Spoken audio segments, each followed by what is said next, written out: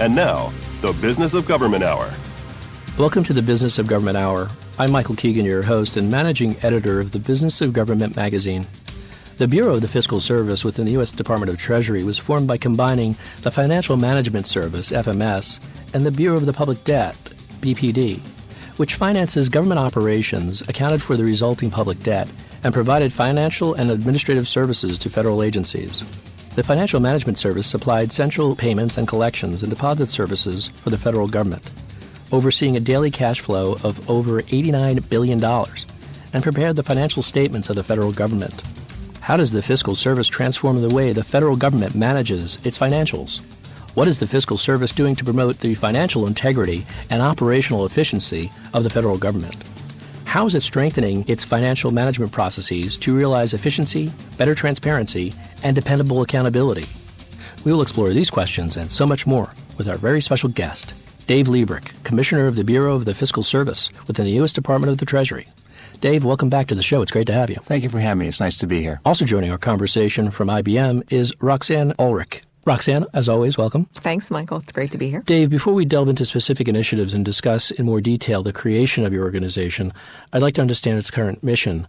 What is the mission of Treasury's Bureau of the Fiscal Service, and what activities does your organization engage in? Well, on October 7th of 2012, the Bureau of Public Debt and the Financial Management Service came together to form the Bureau of the Fiscal Service. And the Bureau of Fiscal Service has a very important mission. We make most of the government payments. We collect most of the money for the government. We account for the public debt, as well as report on the financial activity of the federal government. In addition, we do debt collection on behalf of federal agencies and provide shared services to over 188 customers. How is the Bureau organized? What's the size of the budget, number of FTEs, and your geographical footprint? We have an appropriated budget around $360 million, and we have employees in 6 locations located across America. We have a payment center in Kansas City and a payment center in Philadelphia. We have 2 debt collection centers, one in Austin, Texas, and one in Birmingham, Alabama. And the bulk of our operations are done in the Washington, D.C. area and Parkersburg, West Virginia. How many folks work for you? Around 3,600 employees. David, I'd like to focus more on your specific responsibilities as the Commissioner of the Bureau of Fiscal Service. Would you describe for us your duties and areas under your purview and how your efforts, overall efforts, support the mission of the Department of the Treasury? Well, as the Commissioner of the Bureau, my major responsibility is set strategic direction for the organization. And at the same time, I think any good leader in an organization needs to be very much focused on the operational ongoings of the organization and the people of the organization.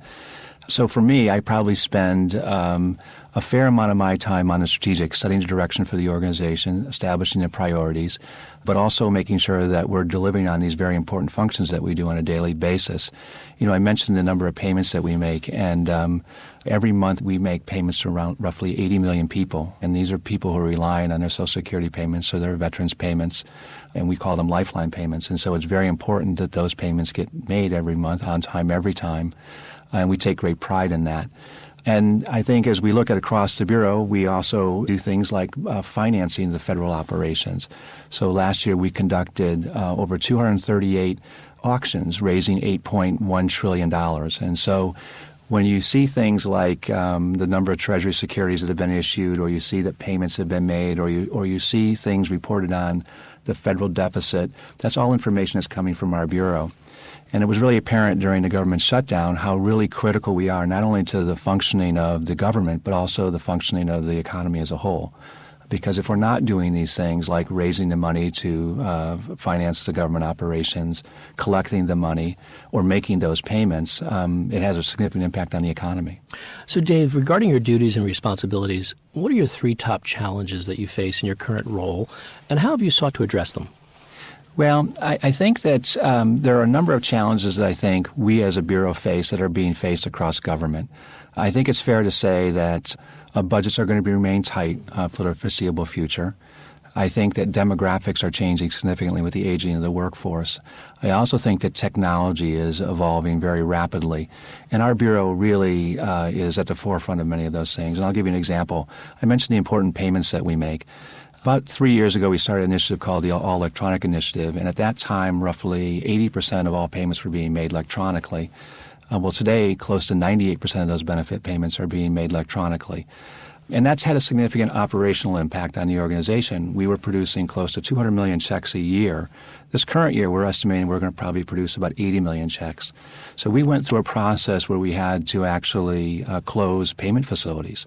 And I think if this had been something that happened 15 years ago, it would have been a much more difficult process to go through as an organization. In this situation, of the 160 people who were impacted, over half of them retired because they were retirement eligible. At the same time, we were very successful at placing the remaining of the employees and making sure that they had some place to land at the end of the process. But this is an intersection of technology changed. You can make payments electronically more easily today. Secondly, the demographics in the workforce have changed such that when you make these kinds of fundamental changes within the organization, you have a different dynamic than you would have had 20 years ago. And third, these were driven in large measure to reduce budgets. You know, it costs us about over $1 to produce a paper check. It costs us less than 10 cents to issue an electronic payment. So we were able to save, this initiative is going to save close to $1 billion over the course of the next 10 years. So it's a very good sort of looking at the environment that we live in as a whole. We're providing government better by providing electronic payments. At the same time, as a bureau, we need to be very cognizant of those changing dynamics so that we can operate more efficiently as a government agency.